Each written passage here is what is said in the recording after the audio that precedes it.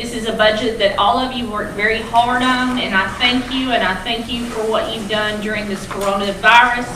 And I am going to turn it over to our city manager, Miss Gina Holt. Okay, is the sound quality okay? Can all the department heads hear? Shake your hand. Okay. Everybody's on mute. Okay. All right. See smiling faces and shaking heads. All right. I'll just give a brief overview. Of course, I'm sure you all read my letter that summarizes the proposed budget, and I'll just say at the get-go that I've participated in budgets for about 28 years now, and this one has been extremely challenging. You all should know that I don't like debt, but it is unavoidable, and I don't like using reserves to balance a budget. But this year, the current fiscal year and next fiscal year, we are going to have to do that. The good news is that we have increased our fund balances, which helps ease the pain a little bit, and we're still in good shape financially. Citywide, expenditures for all funds is around $95 million. Last year, it was $86 million, so that seems like a lot. It's a noticeable increase, especially in an uncertain time like this. However, the increase is primarily attributable to 2 large projects and 2 departments. Stormwater, the culvert under the CSX Railroad, and wastewater, where we're wrapping up the EPA administrative order on consent. So all of that has to be done next year. So that's why there's that big increase. The only rate increases, of course, are water at 6% and wastewater at 2%. Both of these rates were recommended by the MTAS rate study 2 years ago. No other rates will increase at this time, including property tax rate. So that should be welcome news to the citizens and ratepayers. Personnel, there's not much to report this year. No new positions have been added. We still have 254 full-time budgeted positions and 4 regular part-time positions. We seldom, if ever, have all budgeted positions filled. As a matter of fact, I doubt if we ever have. We probably average between 5 to 10 vacant positions at any one time throughout the year. So, let's see. The merit increase that usually takes place the 1st of July has been delayed a full quarter, so it will be effective the first full pay period in October. Personnel expenses increased 2.69% citywide, but as a percentage of the total budget, the personnel costs actually went down slightly. Electric, first I'd like to recognize and thank Robert Gardner for his many years of leadership at Springfield Electric. As you all know, he retires the end of next month, which is coming quickly.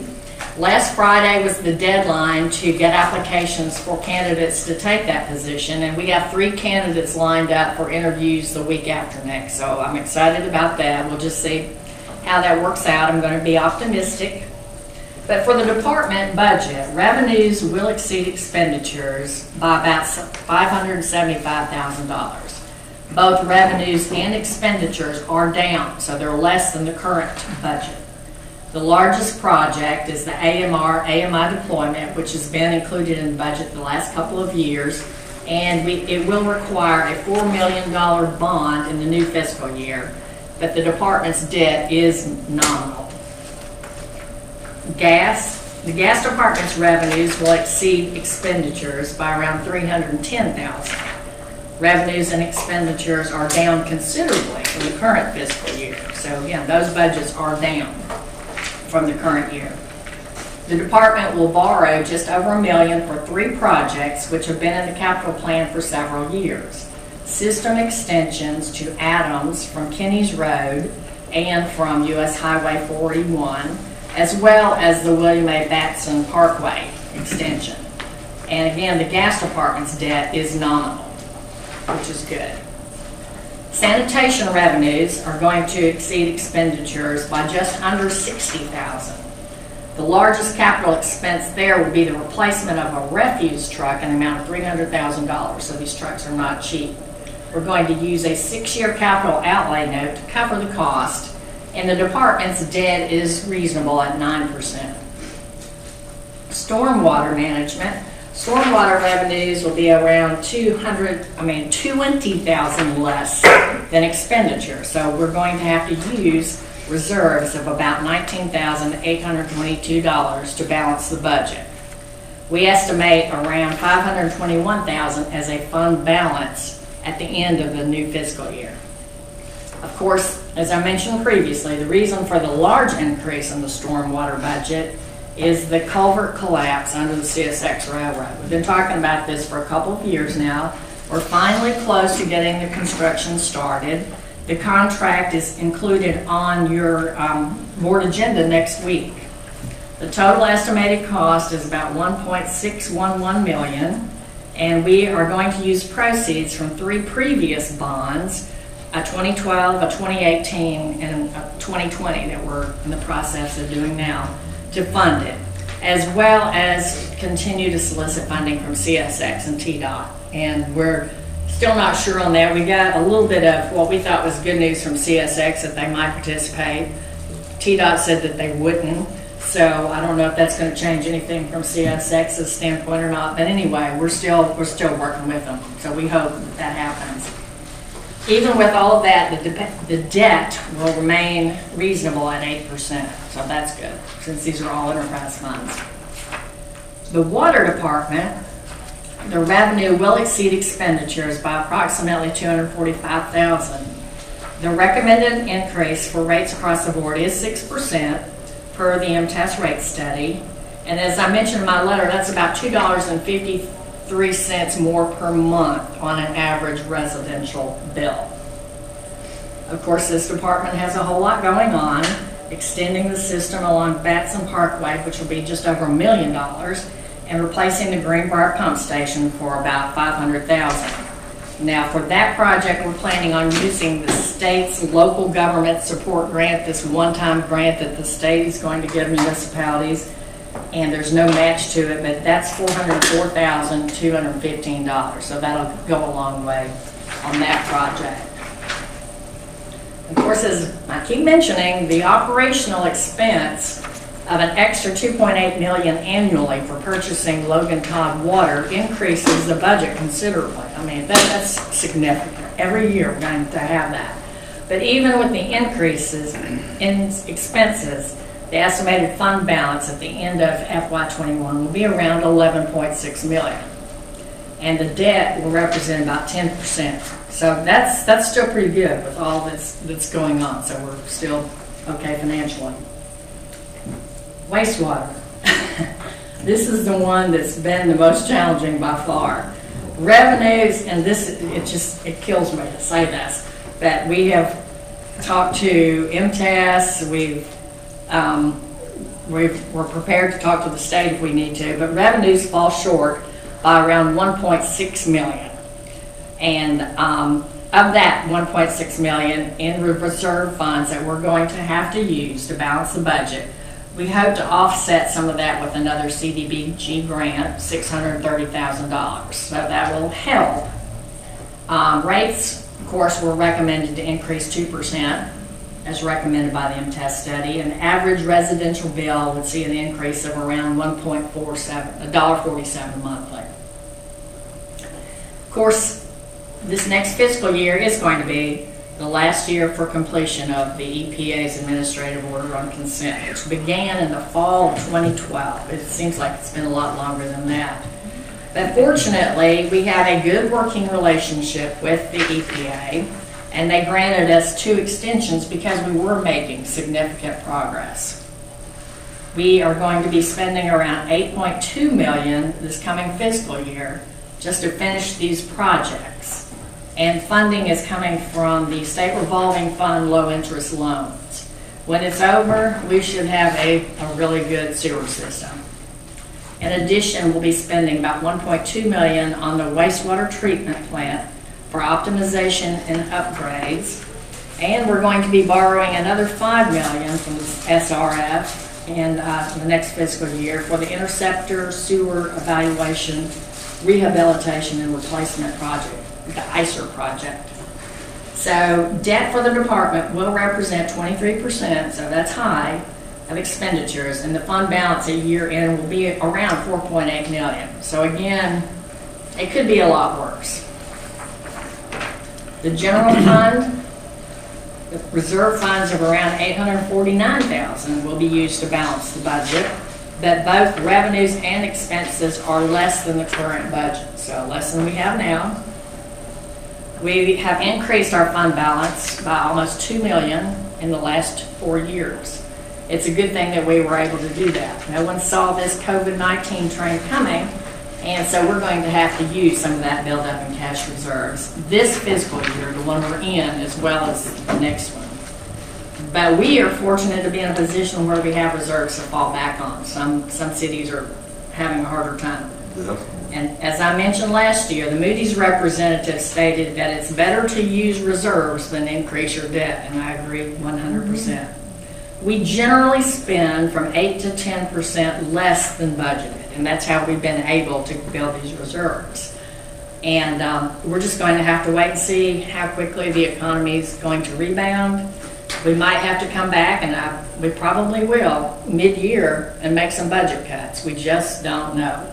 We're going to be very cautious. We have to be flexible and just wait and see. So that's the quick summary. So are there any questions? Be glad to go over any of it. On this wastewater reserve that we're going to use, is that coming out of the wastewater line item or out of the general fund? No, the wastewater reserve, it's out of wastewater. It's an enterprise fund, so it has to come out of the wastewater budget. Well, and I commend you for what you've done, and we've sat here and talked about reserves for many years, and this is the reason we have them. Exactly. And y'all have done an excellent job getting this budget together. We don't know where we're going. None of us around the table have a crystal ball to know if this virus will be back in the fall or not, so I commend y'all for what you've done. You've been working on this for years and preparing. And it's frustrating to not know, and nobody knows. I mean, nobody at the state knows, nobody at the federal level knows. I mean, it's just, we hope and pray that it rebounds quickly, but unfortunately, it's going to take some businesses, as I said in my letter, may not recover. Some may have to reduce their capacity, change the way they're doing business. It's just, there are so many uncertainties, and it's just hard to base anything on what you don't know. My comment on that is, the citizens themselves have to be disciplined. As I was sort of listening to the governor, he was sort of complimenting us on the first part of this by being disciplined. So I feel that we remain disciplined, then we can start putting people back to work. And that's why, I kind of fuss about, maintain social discipline. It's one thing he stressed. Continue with the mask, and if those practices come about, maintain a healthier population. But if Tennesseans go rebel like the Texas home folk of mine, then they already spiked up, this week, then we will have a problem. And I really feel, as I kind of get around the city, that we are maintaining the social distances and the mask. Well, and she's not joking about the other cities and counties around that are struggling. Mm-hmm. I'm on conference calls all the time across the state, and it's a very serious situation. So we're very blessed that we are not in the scenario some of our counterparts are. Mm-hmm. We don't know where we're going. We may be back here and have to cut things that we don't want to cut. We'll pray it's not going to happen. Yeah, there's a lot of gloom and doom out there. Every day I get all these reports from the state and Tennessee Municipal League and all these other entities that, and you probably see a lot of them too, forecasting the state is really worried about the revenues because they're saying it's going to impact every single revenue source they have, I think, except for something I read today, said alcohol was probably okay, beer and maybe fuel or something, I don't remember, but Guns anyway, or- just about everything. We're all drinking more. In all their revenue line items, they're expecting them to be down considerably. The mom and pops, and I guess Mayor kind of noticed that you, Sure. are they surviving pretty good? Is federal money getting to them? Well, we have a lot of folks without going into personal situations and being in the banking industry. There's lots of people that have received the money. There's some that have chosen, not to apply, that feel like they can survive. And people are starting to go back, and we've been very blessed that our community all around the county has supported our small businesses. I walked in a small business last night, and the owner talked to me about how the support had been. And he was very overwhelmed with the support he's received. So we are blessed. Yes, I do get phone calls where they're struggling. It is a reality. And of course, the sales tax is obvious, the big one, but all the way around. And Brother Larry, I kind of keep him, We all have. yeah. So we've got all of our department heads available too, if you have any questions for any of them. Do y'all have specific questions diving into this? I have the water increase at 6%. Is that a wholesale also, 6%? Yes, yes it is. Have we started purchasing the water already? We started April 13th. Was it April? I knew that. Buying Logan Todd. So we got our first invoice the end of April for like, Harry may remember, I think it was like $170,000 for a partial month, and she sent it like May 1st, and so I shot back to Nancy and I said, "You don't waste any time billing, do you?" So, but yeah. We I started guess I want to April compliment the managers for really hanging in there. Mr. Moore, you really got baptized. But the rubbish haul, everybody was screaming and screaming and screaming. But I want to thank you for, telling you fellows to hang in there. And all of you have done a great job tonight. The walking trails really sort of helped out. There is a lot of good discipline and stuff. And Miss Lisa, yes, being the purse manager, we thank you for doing an excellent job, Ms. Crockett. And all of you have done a good job. Chief Ed, thank you. Brother Griddle, we thank you. Even though I left Texas and those wells were not pumping, I was hoping the natural gas wouldn't bother you. So all of you have done a great job, and we like the leader of the troops, we really thank you for what you have done. Well, and we normally sit around and talk about extra things and how we're going to spend nonprofits coming in and asking for money. There's not. No new ones have been added, and the ones There's that nothing here. we've been funding have been cut, so. Well, the nonprofit food banks really. Not completely, like that, the food bank was $6,000 anyway, or the. Yeah, we're doing the same. Yeah, they're the same, and, but, like the senior center, the Y. There's just no wiggle room. There's none. I have a quick question. It might be just a newbie question, but you mentioned, we obviously don't have a crystal ball. We don't know what's going to happen in the next 12, 18 months. And that there might be a possibility that we have to go back in and cut. Do we usually have like a priority list of what gets cut first, or is it something that's just a general discussion? Can we figure it out? Well, we really haven't had to do that.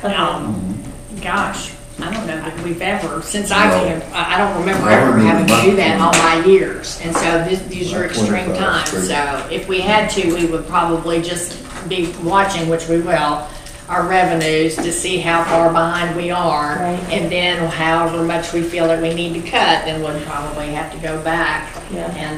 and just make some adjustments. But it's kind of hard on, the reason this was challenging is so many of the things have to be done, like in wastewater. That's why we're in the pickle we're in, because those are projects that have a deadline, we've committed, and the operating, all the operating budgets are less as far as when you take out the debt and the things like that. They're all less, except for the water, the wastewater and the stormwater, where you've got those big projects, and you can't really cut projects, those that you have to get done. So the operating part, and there's just not a whole lot of operating. No. They're like the police department, they usually get 5 vehicles a year. Well, we budgeted 2. Got it. So we've already gone in and really slashed. And so, at the end of this current fiscal year that we're in now, they went through and were supposed to cut 5% so that we could finish the year out with less revenue. And gave them the opportunity on their own budgets to make some cuts out of operating for next fiscal year. So, they've been very good. Thank you all for all the work that you've done on that, because they've done a good job. Yes. I also want to throw this out. We're in the Nashville region, and so market value, especially for salaries, okay? And we know that we'll have to deal with that, simply because, I don't like the fact of rotating in, getting trained, spending money for training, and then get plucked away 2 or 3 blocks away from us, metro. So I just put this out to the council, to really share and work with Gina. But let's just remember, even though we are a small town, we're still an urban town.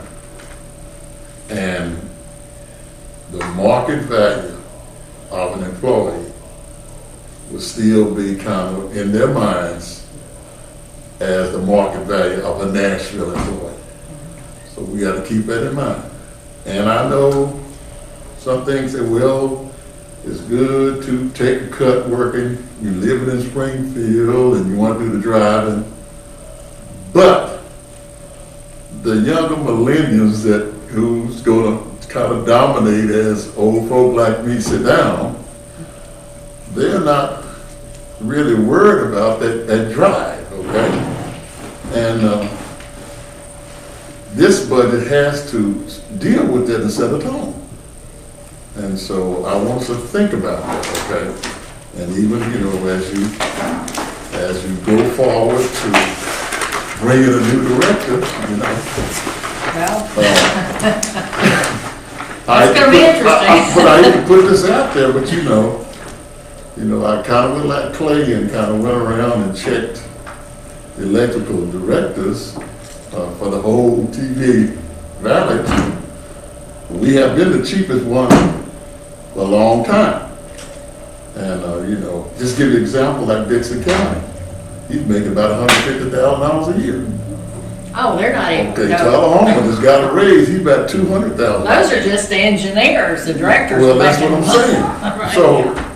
So as we look at this, okay, as we look at that, we look at all of our skills, we have to think about it. Well, and we're in a position where we're sort of in the middle. We'll never be able to match all the high-paying Nashville NESs or any of those. But close. But, we have to fit in our market. And so, yes, we will lose some. We can't help that. We're going to. But when it's like the electric now, we've got a high turnover. And so we've addressed that in this budget because the electric department can afford that. And when you have 50% turnover on your linemen, then that's why I put that in there about the three-step increase for those positions. But- Last year, for every single employee, we bumped it up 3.4%, plus gave everybody a step increase, just to try to get those salaries up, because yes, Nashville is definitely causing everything to go up. Whether or not that's going to continue, Nashville, now with all of this going on, of course, they're in a world of hurt.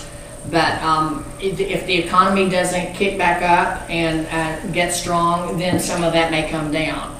It's just, we just don't, there's just so much out there. We There's just so don't much know. out there, and I'm not. But we have to be flexible, and that's why I And say we got to put be this out flexible. there. We got to make sure, if Right. catastrophes come around, for instances, journeyman, we got to make sure we got enough. Well, and that's the reason we did that study. I know, Right. but MTS those do that study, but, you can't put a journeyman, apprentice where journeyman need to be, okay?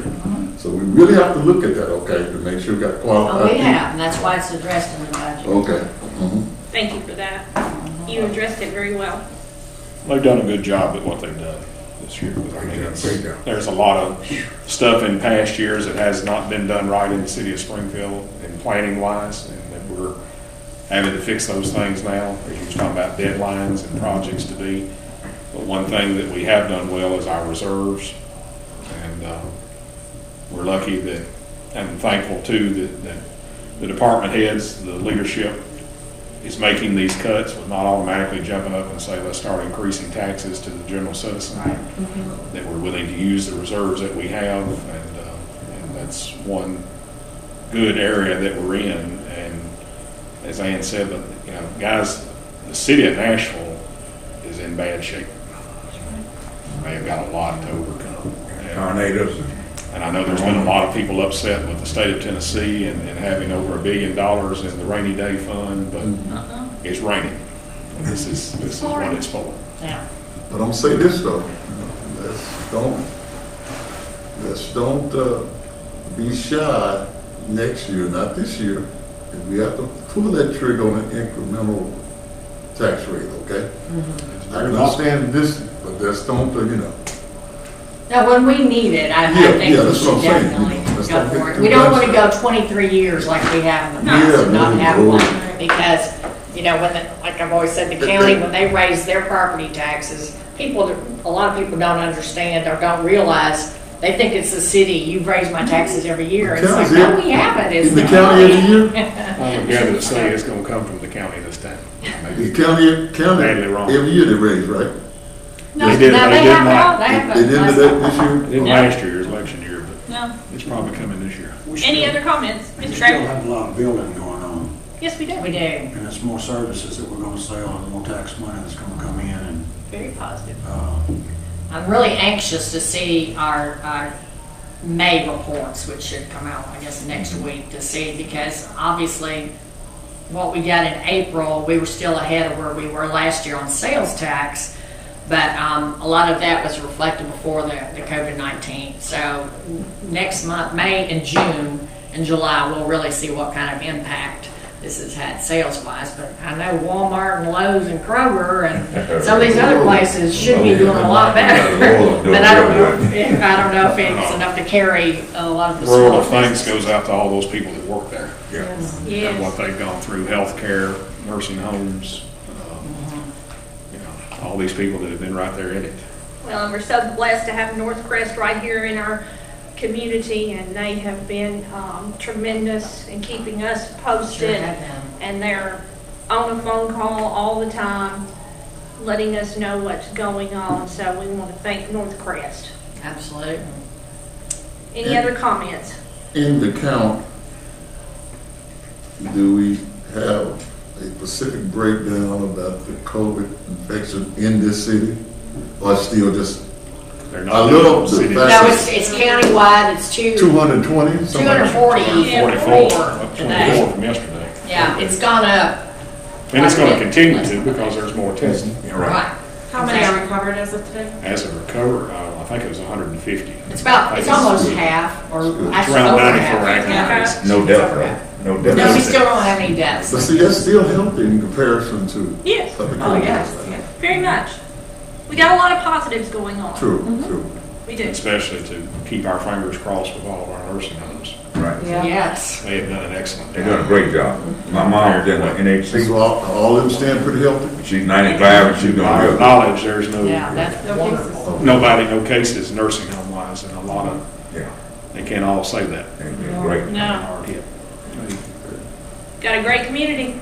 In fact, and I'm gonna say about the airport, this looks very promising, you know. Well, when They're they gonna have fly. the ribbon cutting, everybody needs to go because it is something to be proud of. That is a very nice airport, and then traffic has picked up considerably, the revenues have picked up. It's just, it is, you know, it's the face of Springfield and Robertson County to a lot of companies, a lot of people who come in here. But hopefully, you all get to go out there and see it. Now, the state does have a grant that they're supposed to be allocating $150,000 toward that parking lot. So our portion would be on top of that. Where will we come into play? You were talking about there's certain deadlines and all that we have to meet with. Of course, if you're borrowing money, you're borrowing money. You Right. gotta use it, but will any of these deadlines be changed from the state because of all this that's going on? Not the ones that the big ones that we have, like the administrative order on consent, that nothing changes on that because that's been in the works since 2012. So that we have to finish that up. Our extension is through next August, and we have to have everything finished, and we'll have it finished by May of next year, and then wrap everything up by August. So that doesn't, and then the railroad thing, it doesn't have anything to do with that. But that's why we're getting, because of the virus, that's why we're getting that $404,000 one-time no match from the state, just to help cities because they're having a hard time, and it's to put towards some type of improvements, not for new things. It's for improvements to infrastructure type projects. That's why, thank goodness, we're getting it this year when we really need it. I mean, even though all this is going on, we're still moving in a very positive direction. I think we are. I think I we mean, are. it's- Very We've pleased. got great citizens, leadership, and employees from the city. And It's- everybody's healthy. it is. Have we had any known cases? Knock on wood. That's good. This is good. Yes, Mr. Beers, of course. Regarding Queen Anne, Sure. how did it hold up during this heavy rain with Queen Anne's pond? Was there any flooding, Mr. Beers? He's on- Mr. Moore might know that. Mr. They're all Moore? on mute. No, Okay, Mr. Moore? yeah, that any flooding, no, sir. We've been able to handle it. Okay.